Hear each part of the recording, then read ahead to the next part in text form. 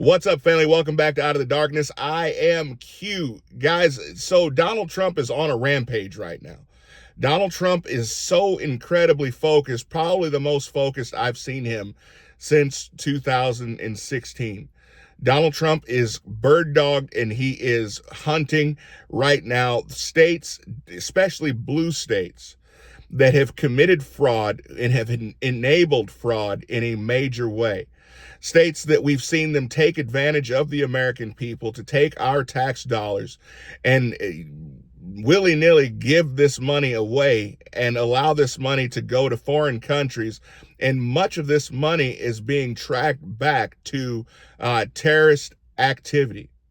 The worst of the states so far is Minnesota. I've spoken about this time and time again, having lived in Minnesota, having seen the Somali population and seeing how they have become somewhat of a protected status.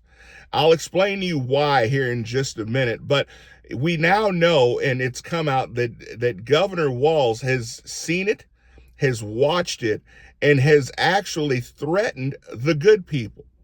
The whistleblowers that have come forward that have said, yes, we've seen over $1 billion that has been defrauded from the people of Minnesota, which really and truly is the people of the United States, because our tax dollars go there as well. Money that was supposed to go to feeding starving children, money that was supposed to go to daycare for children, money that was supposed to be used to help those that are less fortunate has been defrauded, and over $800,000 of that money has not been accounted for.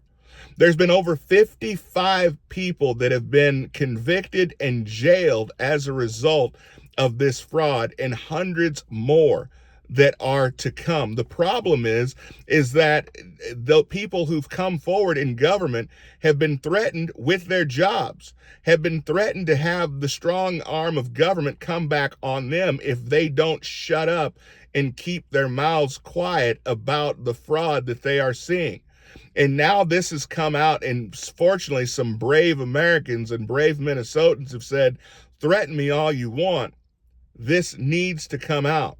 The interesting part about it is most of this information started coming out during the previous election cycle when Kamala Harris made Tim Walz her running mate. It's disgusting to me that these people feel that they can threaten people and try to steal elections by keeping information quiet. But the truth has a funny way of coming out. I mean, this is over $1 billion that has been stolen. And for whatever reason, this group of Somalians have been given some protected status. I'm not talking about things that I've seen while living there. I'm talking about things that I'm talking about things I've seen while living there. I'm not talking about things that I've heard.